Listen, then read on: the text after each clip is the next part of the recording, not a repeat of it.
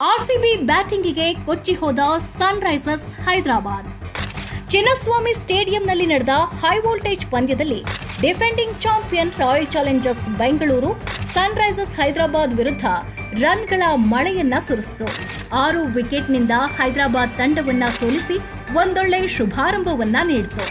Toss ಸೋತು ಮೊದಲು batting ಮಾಡಿದ ಹೈದರಾಬಾದ್ ತಂಡದ ಆರಂಭದ ಆಟ ತುಂಬಾ ಕಳಪೆಯಾಗಿತ್ತು.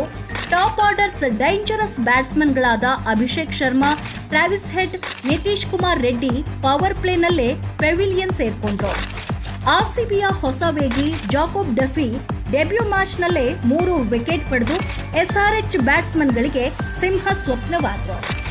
ಇನ್ನು 29 ರನ್ಗಳಿಗೆ 3 ವಿಕೆಟ್ ಕಳೆದುಕೊಂಡು ಸಂಕಷ್ಟದಲ್ಲಿದ್ದಂಥ ಎಸ್ಆರ್ಎಚ್ ತಂಡಕ್ಕೆ ನಾಯಕ ಇಶಾನ್ ಕಿಶನ್ ಆಸರೆಯಾದ್ರು. ಆರ್ಸಿಬಿ ಬೌಲರ್ಸ್ಗಳ ಮೇಲೆ ಸವಾರಿ ಮಾಡಿ 80 ರನ್ ಚಚ್ಚಿದ್ರು. ಅದರಲ್ಲಿ 8 ಬೌಂಡರಿ, 5 ಸಿಕ್ಸರ್ ಬಾರಿಸಿ ಕೌಂಟರ್ ಅಟ್ಯಾಕ್ ಮಾಡಿದ್ರು. ಇಶಾನ್ ಕಿಶನ್ ಮತ್ತು ಹೆನ್ರಿ ಕ್ಲಾಸನ್ ಜೊತೆಯಾಟ ನೀಡಿ ತಂಡಕ್ಕೆ ಆಸರೆಯಾದ್ರು. 4ನೇ ವಿಕೆಟ್ಗೆ 53 ಎಸೆತಗಳಲ್ಲಿ 97 ರನ್ ಕಲೆ ಹಾಕಿದ್ರು. ಆದರೆ ಡೆತ್ ಓವರ್ಗಳಿಗೂ ಮುನ್ನವೇ ಇಶಾನ್ ಕಿಶನ್ ಔಟ್ ಆಗಿದ್ದು ಎಸ್ಆರ್ಎಚ್ ತಂಡಕ್ಕೆ ಹಿನ್ನಡೆಯಾಯಿತು. ಮಧ್ಯ ಕ್ರಮಾಂಕದಲ್ಲಿ ಬಂದಂಥ ಅನಿಕೇಶ್ ಶರ್ಮಾ 18 ಓವರ್ಗಳಲ್ಲಿ 3 ಬೌಂಡರಿ, 4 ಸಿಕ್ಸರ್ಗಳ ಸಹಾಯದಿಂದ ಒಟ್ಟು 43 ರನ್ಗಳನ್ನ ಕಲೆ ಹಾಕಿದ್ರು.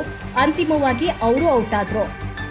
ಒಟ್ನಲ್ಲಿ 20 ಓವರ್ಗಳಲ್ಲಿ 201 ರನ್ಗಳ ಕಲೆ ಹಾಕಿ 202 ರನ್ಗಳ ಗುರಿಯನ್ನ ಆರ್ಸಿಬಿಗೆ ಹೈದರಾಬಾದ್ ತಂಡ ನೀಡಿತು. 202 ರನ್ಗಳ ಗುರಿ ಬೆನ್ನಟ್ಟಿದ್ದ ನಮ್ಮ ಆರ್ಸಿಬಿ ತಂಡ 15.4 ಓವರ್ಗಳಲ್ಲಿ ಎಸ್ಆರ್ಎಚ್ ತಂಡವನ್ನ ಬಗ್ಗು ಬಡಿಯಿತು. ಆರ್ಸಿಬಿಯ ಓಪನರ್ ದೇವದತ್ ಪಡಿಕ್ಕಲ್ ಪವರ್ ಪ್ಲೇನಲ್ಲಿ ಸ್ಫೋಟಕ ಬ್ಯಾಟಿಂಗ್ ಮಾಡಿದ್ರು.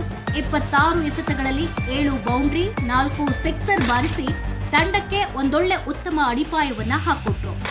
ಇನ್ನು ವಿಂಟೇಜ್ ವಿರಾಟ್ ಕೊಹ್ಲಿ ಔಟ್ ಆಗದೆ 38 ಬಾಲ್ನಲ್ಲಿ 5 ಬೌಂಡರಿ, 5 ಸಿಕ್ಸರ್ ಬಾರಿಸಿ ಅಜಯ 69 ರನ್ ಕಲೆ ಹಾಕಿದ್ರು. ಆರ್ಸಿಬಿಯ ನಾಯಕ ರಜತ್ ಪಾಟಿದಾರ್ ಸಿಕ್ಸರ್ 4ಗಳ ಮಳೆ ಸುರಿಸಿ 37 ರನ್ಗೆ ಔಟ್ ಆದ್ರು. ಜಿತೇಶ್ ಶರ್ಮಾ ಹೀಗೆ ಬಂದು ಹಾಗೆ ಹೋದ್ರು. ಆರ್ಸಿಬಿ ಅಷ್ಟರಲ್ಲಾಗ್ಲೇ ಬೃಹತ್ ಮೊತ್ತವನ್ನ ಕಲೆ ಹಾಕಿತ್ತು.